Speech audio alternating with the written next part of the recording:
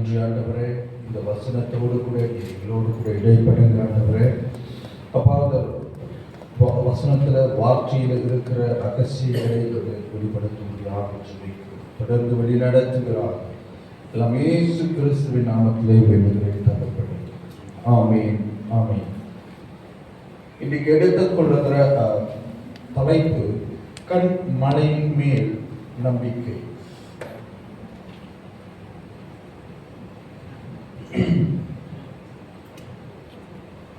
ஆகையால் நான் சொல்லிய எந்த வார்த்தைகளை கேட்டு இவைகளின்படி செய்கிறவன் எவனோ அவனே கண் மலையின் மேல் தன் வீட்டை கட்டின புத்தியுள்ள மனுஷனுக்கு ஒப்பிடுவேன் என்று இயேசு கிறிஸ்து நம்மோடு கூட பேசுகிறார்.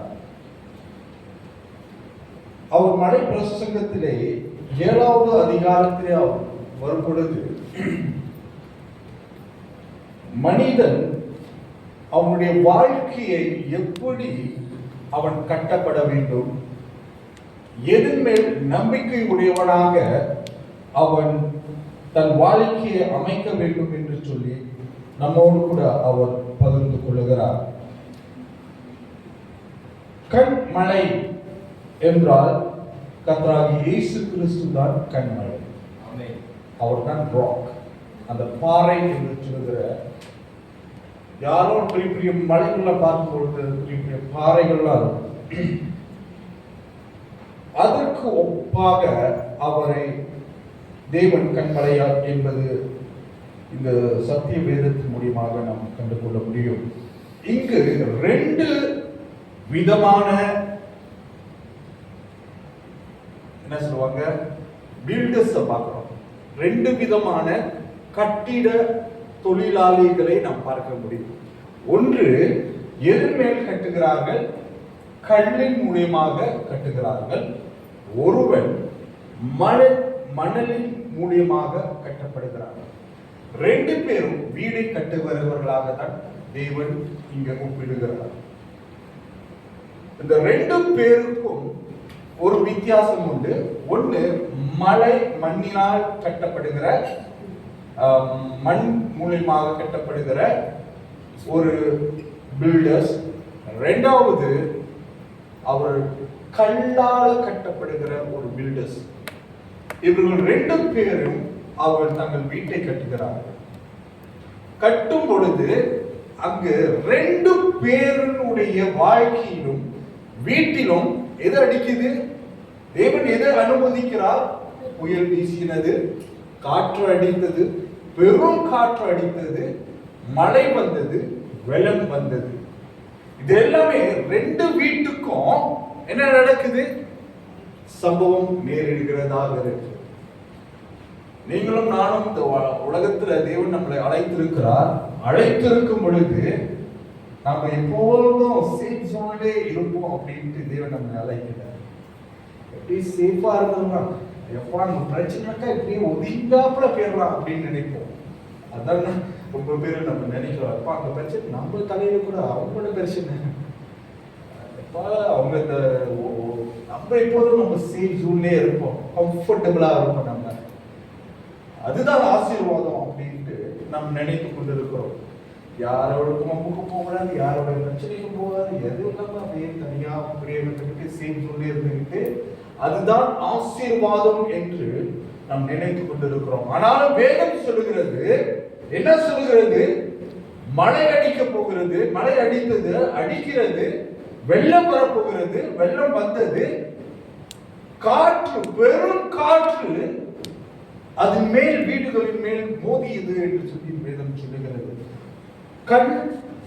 மண்ணு சொப்டா இருக்கிறதுனால மழையை கொடுக்கல, காத்து கொடுக்கலன்னு சொல்லி தேவன் தடை செய்யல. அதன் மேலேயும் தேவன் காற்றை பொழிய பண்ணுகிறார். கல்லினால் கட்டப்பட்ட அந்த வீட்டின் மேலும், பரிசுத்தவான்களின் மேலும், தேவனோடு கூட ஐக்கியமா இருக்கிற நீதிமான்கள் மேலும், ரட்சிக்கப்பட்டவர்கள் மேலும் இப்பேற்பட்ட புயல் வீசிக்கொண்டேதான் இருக்கும். தேவன் அது இயற்கையாகவே வைத்து விட்டார். மழையை அரசு ஸ்டாப் பண்ண முடியுமா? எலியா தீர்க்கதரிசி அவர் 3 வருடம் அவர் ஸ்டாப் பண்ணியிருந்தாரு. அதனால அதையும் நான் ஸ்டாப் பண்ணிட்டாரு. இவனை யாரும் கேட்டாலும் கொடுக்க மாட்டேன்னு சொல்லிட்டாரு. சோ மலையை பொழிய பண்ணுகிறவர் தீயோர் மேலும் பரிசுத்தவான்கள் மேலும் தேவன் பொழிய பண்ணுகிறார். 2 பேருக்கும் ஒரே மாதிரியாக தான் அவர் ப்ரொவைட் பண்ணிக்கிட்டு இருக்கிறார். வேதத்திலே இந்த மனுஷன் ஒரு மனுஷனுக்குள்ளாக புயல் அடிக்கிறது என்றால் அவனுக்குள்ளாக எவ்வளவுப்பட்ட வேதனைகளான காலங்களிலே அவன் கோத்ரூ பண்ணுவான். அந்த வெள்ளம் வருதுனாக்கா, வெள்ளம் அடிச்சுட்டு போகுதுனாக்கா வீட்டுக்குள்ள நம்ம ரொம்ப சந்தோஷமா இருக்குமா? ரொம்ப வேதனைப்பட்டு அதை அணைகளை கட்டுறதுக்கு தண்ணி வராதபடிக்கு வீட்டில் இருக்கிற பொருட்கள்லாம் எடுத்து மேல வைக்கிறதுக்கு ஏதோ பிரயாசப்படுத்திக் கொண்டு இருப்போம். அதே சமயத்துல என்னுடைய பொருட்கள் எல்லாவற்றையும் நஷ்டம் அடைகிறதே என்று சொல்லி ஒரு பெரிய வருத்தம் கொண்டு இருக்கும். காத்தடிக்கும் பொழுது சாதாரண காத்தை நம்ம என்ஜாய் பண்ணுவோம். அதுவும் பெரு காற்று வரும்பொழுது என்ஜாய் பண்ண முடியுமா? நம்மளுடைய வாழ்க்கையில தேவன் பல விதமான காரியங்களை, துக்கம், வேதனை, துன்பங்கள், கஷ்டங்கள், துரோகங்கள் எல்லாவற்றையும் தேவன் நம்முடைய வாழ்க்கையில அனுமதித்துக் கொண்டே இருக்கிறார். அப்பேற்பட்ட காலங்களிலே நாம் எப்படிப்பட்டவர்கள் என்பதை காண்பிக்கும்படியாக யார் மேல் நம்பிக்கை உடையவர்களாக இருப்போம் என்று அப்பதான் நம்மை கண்டுகொள்ள முடியும். நம்முடைய வீடு கண் மலையின் மேல் கட்டப்பட்ட தேவ இயேசு கிறிஸ்துவின் நம்பிக்கை உடையதாக இருக்கிறதா?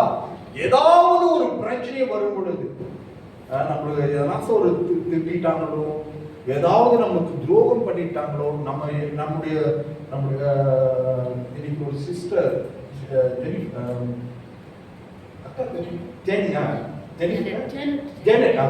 ஜெனட் ஒரு அவங்க தாமணியில ஒரு சாட்சி சொன்னாங்க. அவங்களுடைய வாழ்க்கையில ஒரு கஷ்டமான ஒரு சூழ்நிலைக்கு தள்ளப்பட்டார்கள். அவங்களுடைய போனை வந்து ஹேக் பண்ணிட்டாங்க. போன்ல ஹேக் பண்ணிட்ட பிறகு அவங்க கிட்ட இருந்த அக்கௌண்ட் பேலன்ஸ் 0 ஆயிடுச்சு. எவ்வளவு கஷ்டம். சம்பாதிச்சு வச்சு ஒரு சேவிங்க வச்சு திடீர்னு யாரோ தெரியாதவங்க எடுத்துட்டு போயிட்டா ஐ ஹாப்பின்னு சொல்லிட்டு இருக்க முடியுமா? எவ்வளோ காரியங்களை அவங்க கட்டணும், எவ்வளோ காசு அவங்க கொடுக்க வேண்டியதா இருக்கும். அந்த கமிட்மெண்ட்லாம் கட்டுறதுக்கு அவங்க பண்ணலாம். அவங்களுக்கு தேவையானது திடீர்னு உழைப்பு போட்டு அந்த காசு காணனாக்கா எவ்வளோ உதஞ்சி போகும். சிலர்லாம் பார்த்தீங்கன்னாக்கா முடிச்சு வாழ்க்கையே அவங்க முடிச்சு அவங்களால அக்செப்ட் பண்ண முடியாது. போலீஸ் ரிப்போர்ட் பண்ணாலும் அவங்க பெற்றவங்க சொன்னேன். ஆனால் அற்புதமாய் தேவன் இந்த காரியங்களே அவங்களுக்கு ஒரு சமாதானத்தை கொடுத்து அதை மேற்கொள்வதற்கு காரணம் என்னென்றால் அவர்கள் நம்பிக்கை பணத்தின் மேல் அல்ல, நம்பிக்கை கண்மணியாக இயேசு கிறிஸ்துவின் மேல இருக்கிறது. அதை கோற்று பண்ணும்படியாக, அதை தாண்டி வரும்படியாக, அதை மேற்கொள்ளும்படியாக தேவன் அவர்களோடு கூட இருந்து அந்த காரியத்தை செய்து முடித்தார். இன்னொரு சம்பவம் நான் ஃபேஸ்புக்ல நான் பார்க்கும் பொழுது, ஒரு இந்தியாவில் நினைக்கிறேன், அது ரொம்ப அவ்வளோ ஒரு கொடூரமான வேதனையான ஒரு துக்கமான செய்தி. ஒரு மகன் அப்பா கிட்ட போயிட்டு ஐபோன் வாங்கி கொடுக்க வேண்டும் என்று சொல்லி கதறி அழுது பிடிவாதப்பட்டு இருக்கும் பொழுது உச்சி மலையில ஏறி அந்த அந்த மலை அடிவாரத்துல பெரிய பள்ளம், அது அடிவாரத்துல நின்று கொண்டு அப்பாவோட கூட போராடி கொண்டு இருக்கிறார். எனக்கு ஐபோன் வாங்கி கொடுத்தால் கொடுங்க அப்படின்னு சொல்லி. அந்த குடும்பம் எளிமையான குடும்பம். அப்பா 3 அவர் எத்தனையோ அவர் போராடி கொண்டு இருக்கிறார். போராடி போராடி போராடி அந்த பையனை எப்படியாவது காப்பாற்ற வேண்டும் என்று சொல்லி போகும் பொழுது அந்த மகனோடு கூட தகப்பனும் விழுந்து இறந்து போனார். அது மாத்திரமல்ல, அதை கண்ணால கண்டிருக்கிற தாயார், தகப்பனும் பிள்ளையும் இழந்த போனவங்க தாயார், எப்படி நான் இவங்களை விட்டு தனியா இருப்பேன்னு சொல்லிட்டு அவர்களும் இப்ப ரீசனா நடந்த இது கேட்கும் பொழுது இவ்வளவு ஒரு வேதனையாக்குரியதாக இருக்கிறது. காரணம் அவருடைய நம்பிக்கை எப்படிப்பட்ட ஒரு நம்பிக்கை? மணலின் மேல் கட்டப்பட்ட ஒரு நம்பிக்கையாக இருக்கிறது. இது துயரமான சம்பவம். இதே இயேசு மேல் அவர்கள் நம்பிக்கை வைக்கும் பொழுது அந்த காரியங்களை தெய்வன் அற்புதமாய் அவர்களை நடத்தி கொண்டு போயிருப்பார். ஏன்னா காரணம், மணலின் மேல் சில சின்ன காரியங்கள் வந்து மோதும் பொழுது, சின்ன காரியங்கள் அந்த குடும்பத்தை பார்க்கும் பொழுது பெரிய எஃபெக்ட் பண்ணக்கூடிய வல்லமை இந்த புயலுக்கும் இந்த மழைக்கும் இருக்கிறது. அப்படி நாம் தொடர்ந்து நாம் வாசிக்கும் பொழுது என்ன நடக்குது? ரெண்டு விதமான நபர்களை நாம் பார்க்க முடியும். ஆனால் இதுல என்ன வித்தியாசம்? ரெண்டு பேரும் பில்ட் பண்றாங்க. ரெண்டு காரியத்தையும் அவர்கள் கட்டுகிறார்கள். ஆனால் இது ரெண்டுத்துக்கும் ஒரு வித்தியாசம் இருக்கிறது. என்ன வித்தியாசம் என்றால் அஸ்திபாரம் என்ற ஒரு வித்தியாசம். கண்மலையிலே கல்லினால் கட்டப்பட்ட அந்த வீட்டின் கீழாக இருக்கிற அந்த அஸ்திபாரம் உறுதியாக இருக்கிறது. அதே மணலின் மேல் கட்டப்பட்ட அந்த அஸ்திபாரம் கீழ் என்ன இருக்கிறது என்றால் மணல், சாஃப்டான ஒரு மணல் அந்த இடத்துல காணப்படுகிறது. ரெண்டு பேரும் வீட்டை கட்டினார்கள். ஆனாலும் ஒருத்தர் கட்டின வீடு அஸ்திபாரம் உடையதாக இருந்தது. இன்னொரு வீடு அஸ்திபாரம் இல்லாமல் வெளிரங்கமாக காட்டக்கூடிய அலங்காரத்தை குறிக்கிறது. இந்த ரெண்டு மனுஷனும் அவர்கள் ரெண்டு வீட்டை கட்டும் பொழுது மணலில் கட்டின வீடும் அழகா இருக்கும், கல்லால் கட்டப்பட்ட வீடும் அழகா இருக்கும். ஆனா சோதனை நாட்களில் வரும் பொழுதுதான் அது எப்பேற்பட்ட குவாலிட்டியானதோ அல்லது தரமானதும் என்று நாம் கண்டுகொள்ள முடியும். அதுக்கு கீழாக எவ்வளவு ஆழமான அஸ்திபாரம் போடப்பட்டிருக்கிறது என்று சொல்லி அறிந்து கொள்ள முடியும். இந்த வித்தியாசத்திலே ரெண்டு வாழ்க்கையுடைய தரங்களை நாம் பார்க்க முடியும். தேவன் வந்து சொல்கிறார், ஒன்னு புத்தி உள்ள மனுஷனுக்கு ஒப்பிடுவேன், ஒன்னாவது இரண்டாவது புத்தி இல்லாத மனுஷன் என்று சொல்லி வேதம் சொல்கிறது. நாம் வாசிக்கலாம் மறுபடியும் வசனத்தை 24. ஆகையால் நான் சொல்லி இந்த வார்த்தைகளை கேட்டு இவைகள்படி செய்கிறவன் எவனோ அவனை கண்மலை மேல் தன் வீட்டை கட்டின புத்தி உள்ள மனுஷனுக்கு ஒப்பிடுவேன். பெருமழை சொரிந்து பெருவெள்ளம் வந்து காற்று அடித்து அந்த வீட்டின் மேல் மோதியோ அது விழவில்லை, ஏனென்றால் அது கண்மலை மேல் அஸ்திபாரம் போடப்பட்டிருந்தது. நான் சொல்லி இந்த வார்த்தைகளை கேட்டு இவைகளபடி செய்யாதிருக்கவன் எவனோ அவன் தன் வீட்டை மணலை மேல் கட்டின புத்தி இல்லாத மனுஷனுக்கு ஒப்பிடுவான். இப்ப நம்மளுடைய வாழ்க்கையை நம்ம எப்படி கட்டுகிறோம்? என்னென்ன கட்டுகிறோம் நம்மளுடைய வாழ்க்கையில? குடும்பத்தை கட்டுகிறவர்களாக இருக்கிறோம். நம்முடைய குடும்பத்தை கட்டுகிறவர்களாக இருக்கிறோம். இரண்டாவது பார்க்கும் பொழுது நம்முடைய வேலையை பில்ட் பண்ணுகிறோம். மூன்றாவது நாம் பார்க்கும் ஊழியத்திலே நாம் ஈடுபட்டிருக்கிற ஊழியங்களை கட்டுவதற்காக நாம் பிரயாசப்படுகிறோம். எதிர்காலத்துக்காக நாம் எதையெல்லாம் நாம் சேமித்து எதாவது பிளான் பண்றதுக்கு இப்பயே நாம் ஃபவுண்டேஷன் போட்டு கொண்டு இருக்கிறோம். அது மாத்திரம் இல்லாமல் உறவுகளை கட்டுவதற்கு நாம் பிரயாசப்படுகிறவர்களாக நாம் கட்டி கொண்டிருக்கிறோம். வாழ்க்கையை கட்டிக் கொண்டிருக்கிறோம். அது மாத்திரம் இல்லாமல் தேவனோடு உள்ள உறவை எப்படி நாம் மேன்மைப்படுத்த வேண்டும் என்று சொல்லி நாம் அவரோடு கூட இதை நாம் கட்டுகிறவர்களாக இருக்கிறோம். இந்த உலக வாழ்க்கையிலே நாம் குடும்ப, வேலை, எதிர்காலங்கள், ஊழியங்கள், உறவுகள், வாழ்க்கை, தேவனோடு உள்ள உறவுகள் எல்லாம் நாம் அஸ்திபாரம் உடையவர்களாக இருக்க வேண்டும். உலகத்திலே நாம் வாழ்கிறதற்கு இதெல்லாம் பிளான் பண்ணலாம்.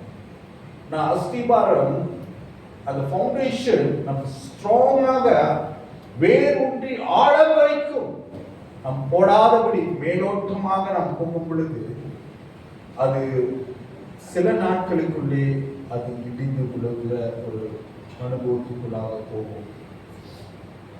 தேவனுடைய வார்த்தை வேதம் சொல்லுகிறது, தேவனுடைய வார்த்தையை ஒரு மனுஷன் கேட்டு அது உற்சாகமா ஏற்றுக்கொள்கிறார். ஆனால் அந்த வேறு உள்ளுக்கு மண்ணில் இறங்காதபடி அதனுடைய முள்ளுகள் கல்லுகள் எல்லாம் தடை செய்து கொண்டிருக்கிறபடினால அது கனி கொடுக்காமல் அந்த மரம் அப்படி பட்டு போகிறது. தேவனுடைய வார்த்தையின்படி கேட்டு அதன்படி வாழ்கிற மக்கள் ஆழமான மரம் வேர் எப்படிப்பட்டதா ஆழமாய் போய் அது அது பிடிச்சு கொண்டிருக்குதோ அது போல ஸ்ட்ராங்காக இருப்பார்கள். அதே போலதான் கண்மலை கட்டப்பட்ட வீட்டுக்கும் தேவனுடைய வார்த்தையை கேட்டு அதன்படி கீழ்ப்படிந்து நடக்கிறவர்களுக்கு எந்த ஒரு நன்மையும் குறைபடாததாக இருக்கும்.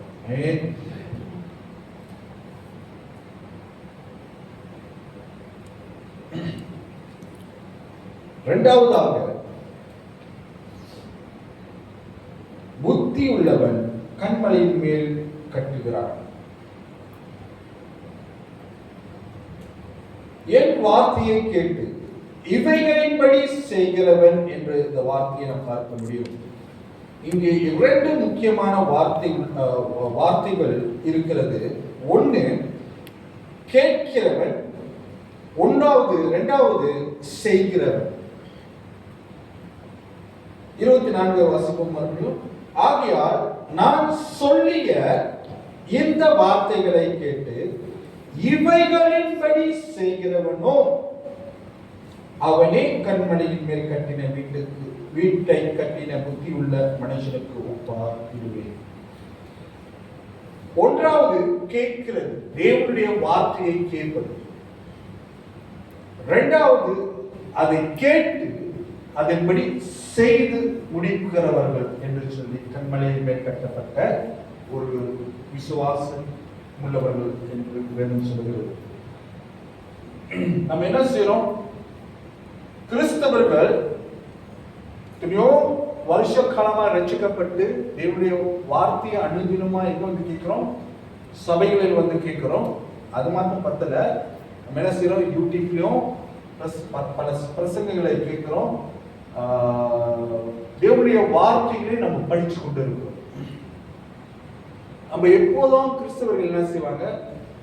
தேவனை குறித்த இன்ஃபர்மேஷனை கேட்டுக்கொண்டே இருப்பாங்க.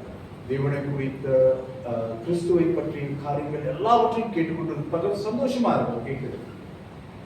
நம்ம எல்லாம் என்ன செய்யறோம்? கேட்கிறவர்களாக இருக்கிறோம். நம்ம எல்லாம் காது உள்ளவர்கள் கேட்க கடவுள். தேவனுடைய சத்தியங்களை ஆராய்ந்து படித்து கொண்டேதான் இருக்கும். இதுல என்ன போட்டிருக்குது, அதுல என்ன போட்டிருக்கு, இந்த வசனம் என்ன போட்டிருக்குது, இதெல்லாம் படித்து கேட்டு அதை இன்ஃபர்மேஷனை நாம் கொலெக்ட் பண்ணுகிறோம்.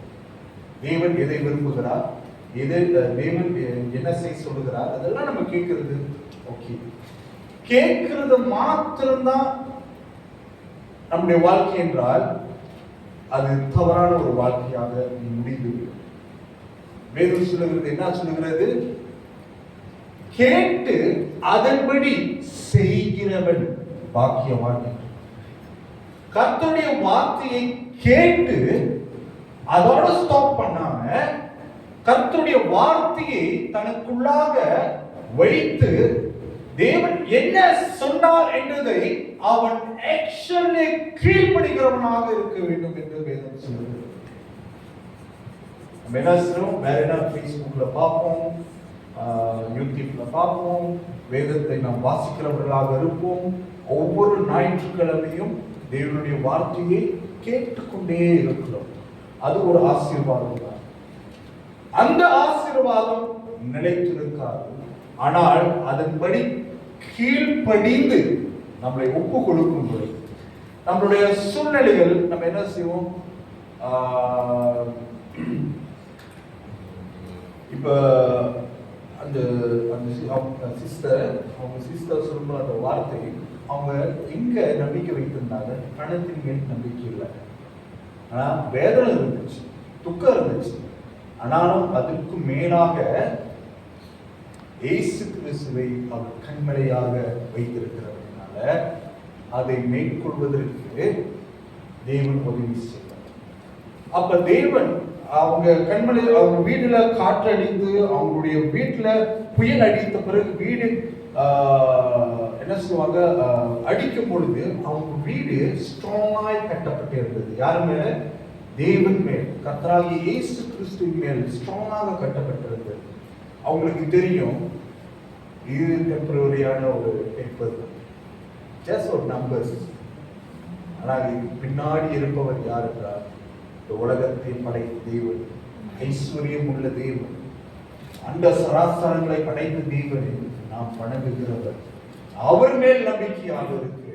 நான் இழந்து போனதை அவர் மறுபடியும் எனக்கு இரட்டிப்பாக தருவார் என்று சொல்லி அந்த நம்பிக்கை கர்த்தராகிய இயேசு கிறிஸ்து என்னும் கண்மலை மேல் இருந்தபடினால அது அவர்கள் மேற்கொள்ளும்படியாக தேவன் அது அவர்களுக்கு இலக்கம் காட்டியிருக்கிறார். நம்மளும் என்ன செய்வோம், சிலவங்க ஏமாத்திருப்பாங்க, நம்முடைய பொருட்கள் காணாமல் போயிருக்கும். ரொம்ப இமோஷனலா நம்ம போவோம், எவ்வளோ இமோஷனலா இருக்கும். நம்மளுக்கு துரோகம் பண்ணிட்டா, நம்மளை வேதனைப்படுத்திட்டா, நம்மளை துக்கடப்படுத்திட்டா, சில கிறிஸ்தவர்களே தாங்க கூட முடியாமல் தற்கொலை அளவுக்கு போகக்கூடியவர்களாக மாறுகிறார்கள். தேவன் அதற்காக நம்மளை அழைக்கிறார். தேவன் எல்லாவற்றிலும் கண்மனை போல நான் நிற்கிறேன் என்பது அவர் மேல் இருக்கிற நம்பிக்கை வழினார். எந்த சூழ்நிலையும் இயேசு கிறிஸ்துவினால் நான் மேற்கொள்ள முடியும் என்று சொல்லி அவர் மேல் விசுவாசம் உள்ளவர்களாக இருக்கிற பொழுதுதான் எந்த பிரச்சனை வந்தாலும் ஒரு மனுஷன் சமாதானத்தை ஆனால் சமாதானத்தின் பிறப்பு எங்க இருக்கிறார்? நம்முடைய உள்ளத்தில் இருக்கிறார். அவருடைய கண்மலை நம் உள்ளத்திலே வைக்கும் பொழுது எவ்வளவு பிரச்சனை வந்தாலும், சபைகளில பிரச்சனை வரும், வீடுகளில் பிரச்சனை வரும், ஸ்கூல்ல வேலை இடத்துல பிரச்சனை வரும், எல்லா இடங்களிலும் சுத்தி பார்த்தாலும் எங்கனாசும் எதனாசும் பிரச்சனை டெய்லி வந்துகிட்டு தான் இருக்கும். டெய்லி சோர்ந்து போகாமல் இந்த பிரச்சனை எல்லாம் பார்த்து நாம் சோர்ந்து போகாமல் கர்த்தர் மேல் நம்பிக்கையாக இருக்கும் பொழுது அவர் அவருடைய சமாதானத்தை நம் உள்ளத்திலே வைத்திருக்கிறார். அந்த சமாதானம் அவர் வெளியே கொடுக்கல, வேற ஒருத்தருக்கு கொடுக்கல, அவரை ஏற்றுக்கொண்டவர்கள் மேல் அந்த விசுவாசத்தின் நம்பிக்கையும் அந்த சமாதானத்தையும் தேவன் அவர்கள் விசேஷமாக வைத்திருக்கிறார். உலகம் அந்த சமாதானத்தை பெற்றுக்கொள்ள மாட்டார். தேவனுடைய பிள்ளைகளுக்காக விசேஷமாய் அவர் வைத்திருக்கிறார். காரணம் அந்த சமாதானத்தின் பிரபு ராஜா அவர் நம் உள்ளத்தில் இருக்கிறார். நம்முடைய வீட்டில் ஏதாவது பண தேவைகள், ஏதாவது கடன் பிரச்சனைகள்லாம் வரும்பொழுது எனக்கு ஒரு சம்பவம் ஞாபகம் வருது. இப்போ ஒரு தெரிஞ்ச ஒரு பாஸ்டர், நல்லா வளர்ந்து வந்த ஒரு சபை, நல்லா நிறைய விசுவாசிகள், அவர்கள் மூலியமா நிறைய போதகர்கள் உருவாக்கப்பட்டு போன அந்த ஒரு பாஸ்டர் அவர் இறந்துட்டார் இப்ப. ஆனா அவருடைய காலகட்டத்திலே அவர் சபை வளர்ந்த பிறகு அவர் எங்க போயிட்டு தன் வீட்டை கட்டினார் என்றால் மண்ணின் மேல் அவர் வீட்டை கட்டினார். என்ன கட்டினார்னாக்கா, கடைசியா அளவு இடத்துல போயிட்டு காசை வாங்கி அந்த காசை திருப்பி கொடுக்க முடியாம ஒரு சபை. அப்ப தேவன் அந்த அந்த மண்ணின் மேல, அந்த சபையின் மேல தேவன் பேரை உண்டாக்குனாரு. அந்த சபையின் மேல ஒரு வெள்ளம் வந்தது, அந்த சபையின் மேல பெரும் காற்று வந்தது.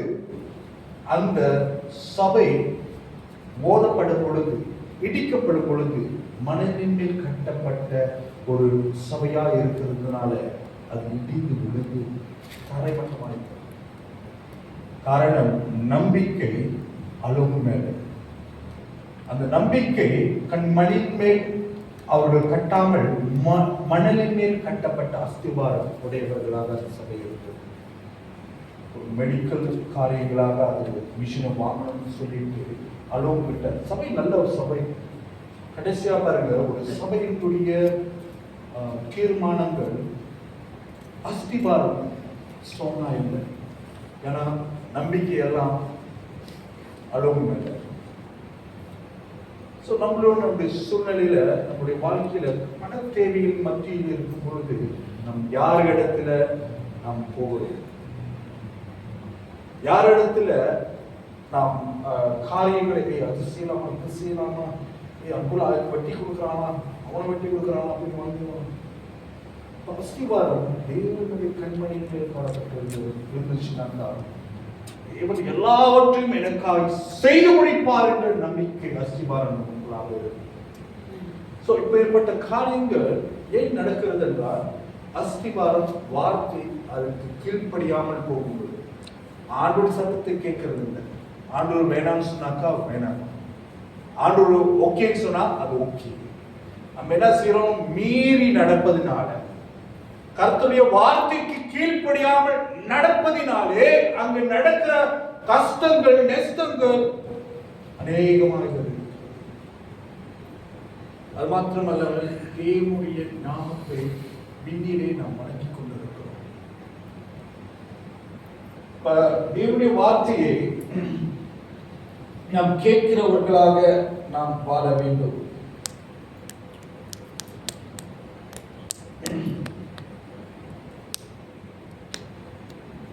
நாம் வாசிப்போம் 25 நாம் வாசிப்போம்.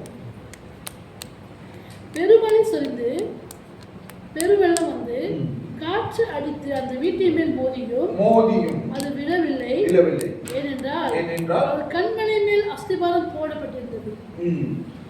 நேருடைய வாழ்க்கையில நிச்சயமாய் அந்த புயல் வரும், குடும்பங்களிலே பிரச்சனை வரும், பண பிரச்சனைகள் வரும், ஏமாற்றங்கள் வரும், சோதனைகள் வரும், உறவுகளிலே பிரச்சனைகள், ஊழியத்திலே பிரச்சனைகள், எதிர்பாராமல் சூழ்நிலைகளிலே நாம் எதிர்பார்க்காத பிரச்சனைகள் நம்மை வந்து சேரும். ஆனாலும் கிறிஸ்துவ வாழ்க்கையிலே அஸ்திபாரம் கர்த்தராகிய இயேசு கிறிஸ்து மேல் போடும் பொழுது, அது எப்படிப்பட்ட சூழ்நிலையாக இருந்தாலும் அந்த சூழ்நிலையை எதிர்கொள்வதற்கு தேவன் நமக்கு கூட இருந்து நம்மை நடத்துவார். புத்தி இல்லாதவன் மணலின் மேல் கட்டின ஒரு ஒப்பிடுகிறார். என்னுடைய இந்த வார்த்தையை மத்தேயு 7:26 நான் வாசிக்கும் பொழுது, என்னுடைய இந்த வார்த்தைகளை கேட்டு இவைகளின்படி செய்யாதவனோ என்று அந்த வார்த்தை வருகிறது. ஆனால் அவருடைய வாழ்க்கையில எல்லாவற்றையும் இயேசுவை இரட்சகராக ஏற்றுக்கொண்டிருப்பார்கள். ஆனாலும் பிரச்சனை வந்த பொழுது அவர்கள் முடிவு அவர்கள் சொந்த விருப்பத்தின் முடிவாக மாறுகிறதாக இருக்கிறது. தேவனுடைய வார்த்தையை கேட்டும் கீழ்ப்படியாமல் போவது மிக ஆபத்தை உண்டாக்கும். தேவனுடைய வார்த்தையை கேட்டு அதன்படி கீழ்ப்படியாமல் மீறி மீறி மீறி நடக்கும் பொழுது அவருடைய வாழ்க்கையில மிகுந்த ஒரு ஆபத்தை சந்திக்க நேரிடும். அந்த ஆபத்து மிகப்பெரிய ஆபத்தாக இருக்கும். பாருங்க, தேவனுடைய வார்த்தையை கேட்ட அந்த சபை, வளர்ந்து வரும் சபை, தேவனுடைய வார்த்தையை பிறகு கீழ்ப்படியாமல் போகும் பொழுது, சத்திய வார்த்தைக்கு கீழ்ப்படியாமல் போகும் பொழுது, தேவனுடைய வார்த்தைக்கு கீழ்ப்படியாமல் போகும் பொழுது அந்த சபை உடைக்கப்பட்டது. காரணம், நம்பிக்கை இயேசு மேல் இல்லாதவர்கள். அந்த அந்த சபை உடைக்கப்பட்டது, சபையே இல்லாத போயிடுச்சு. அந்த சபை எங்கேயோ மாறி, ஆனா அது சீன சபையா இருக்குன்னு நினைக்கிறேன். சீன சபை நல்ல வேலை, அது தேவன் அந்த சபையோ அதை அப்படியே சேவ் பண்ணிட்டார். எப்படியோ ஆளுங்க போராடி தமிழ் சபை இருந்தது, ஆங்கில சபை இருந்தது, கடைசியா அதை மாற்றி தேவன் ஒரு சீன சபையில, அது சபையா தான் மாறி இருக்கு, ஆட்கள் தான் மாறி இருக்கு. தேவனுடைய தீர்மானம் யாருனாலும் உடைக்க முடியாது. தேவன் சொன்னதுதான், அது சபை தான். மனிதன் மேல் நம்பிக்கை வைக்கும் பொழுது சபை உடைஞ்சாலும் அவர் கட்டுவார் அந்த சபையை. அல்லேலூயா. ஸோ அது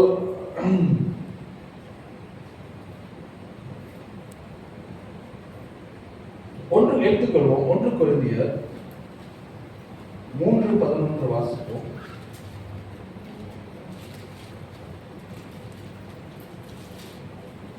போடப்பட்டிருக்கிற அஸ்திபாரமாகிய இயேசு கிறிஸ்துவை அல்லாமல் வேறு அஸ்திபாரத்தை போட ஒருவனும் கூடாது. போடப்பட்டிருக்கிற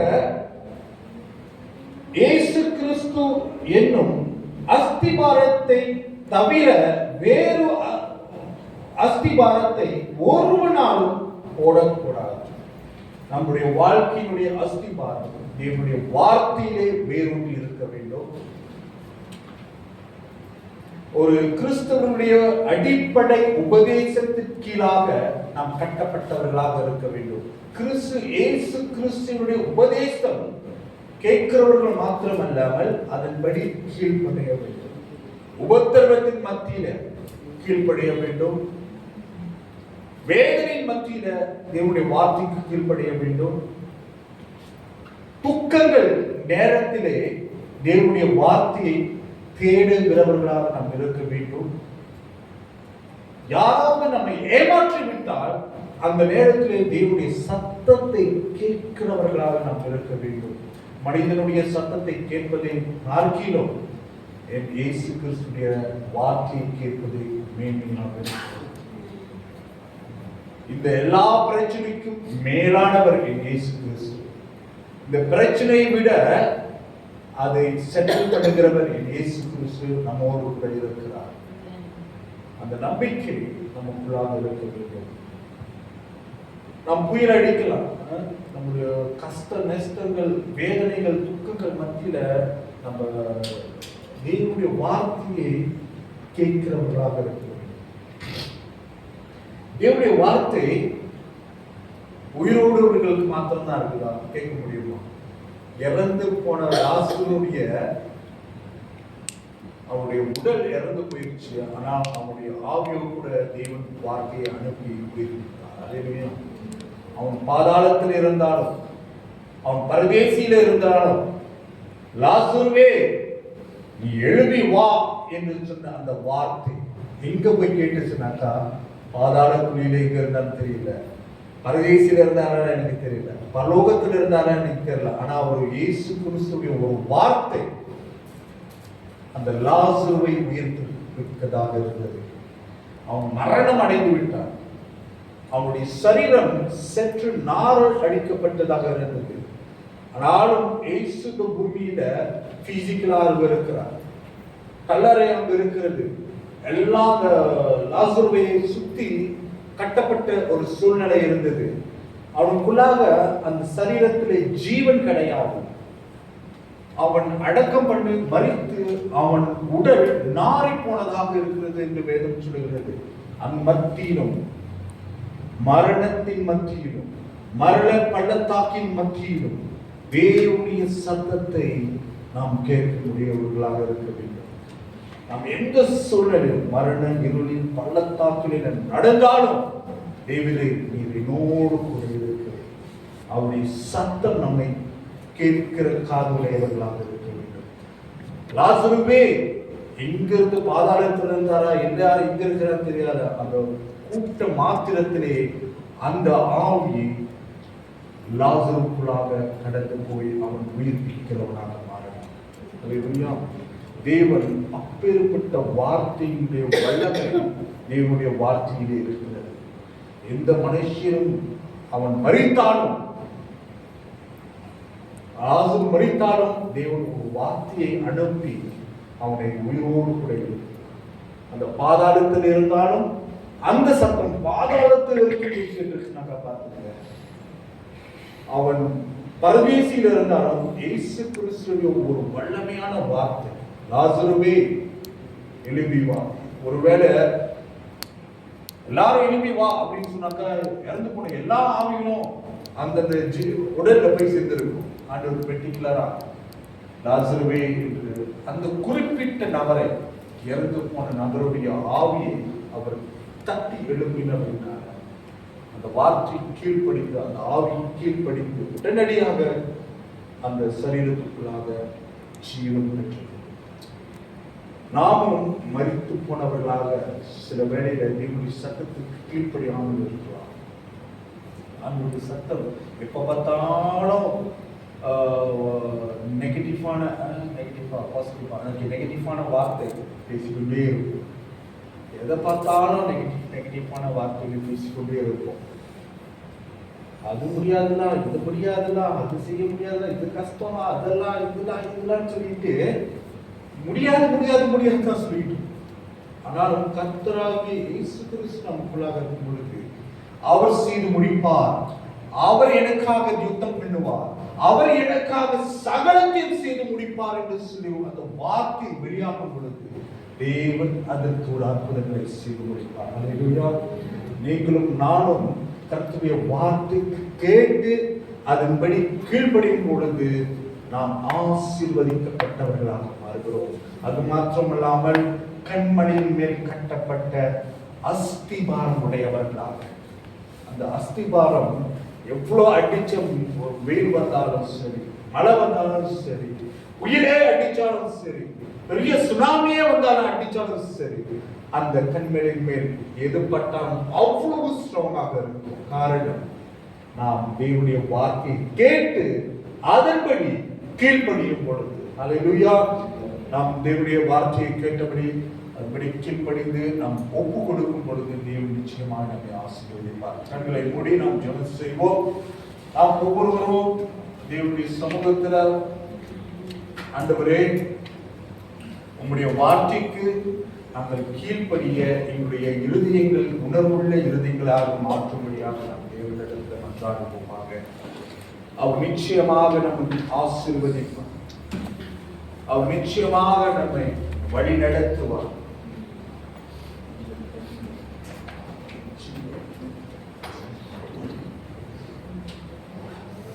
நன்றி ஆண்டவரே, உம்மை ஸ்தோத்திரிக்கிறோம். ஓ உம்மை நேசிக்கிறோம் ஆண்டவரே. நன்றி ஆண்டவரே.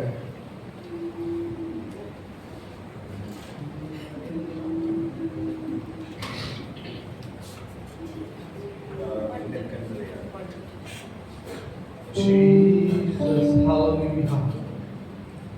Oh, ribashala banduru mushikana duru.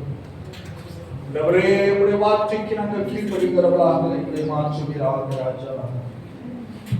Oh Jesus. Oh ribamama shala pakuru senenduru. Devre mure vaattikku jeevan undu. Mure vaattikku andavre valamai undu. ஓ மனே சீக்கிரம் தகப்பனே, அப்பா நீ நல்லவர், நீ உயர்ந்தவர், இந்த கண்மலையானவரே மனே சீக்கிரம் எங்கள் பலவீனங்களிலே உம்முடைய பலனை எங்களுக்கு தந்து ஆண்டவரே எங்களை நடத்துகிறதற்காக நன்றி செலுத்துகிறோம் ராஜா. ஓ நன்றி இயேசுப்பா, மனே சீக்கிரம் ஆண்டவரே. நன்றி ஆண்டவரே. Jesus, நன்றி.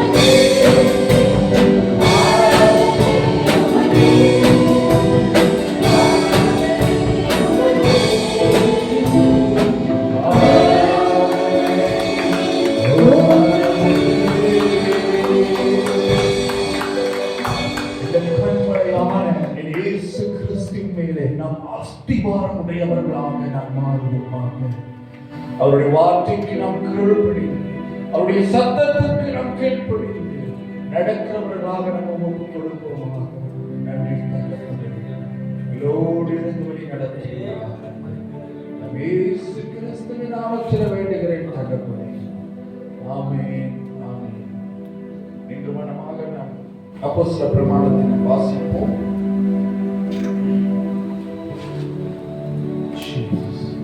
சேர்ந்து வாசிப்போம். வானத்தின் பூமியில் படைத்த சர்வவல்லமையுள்ள பிதாவின் விசுவாசிக்கிறேன். அவருடைய ஒரே குமாரன் ஆண்டவராகிய இயேசு கிறிஸ்துவை விசுவாசிக்கிறேன்.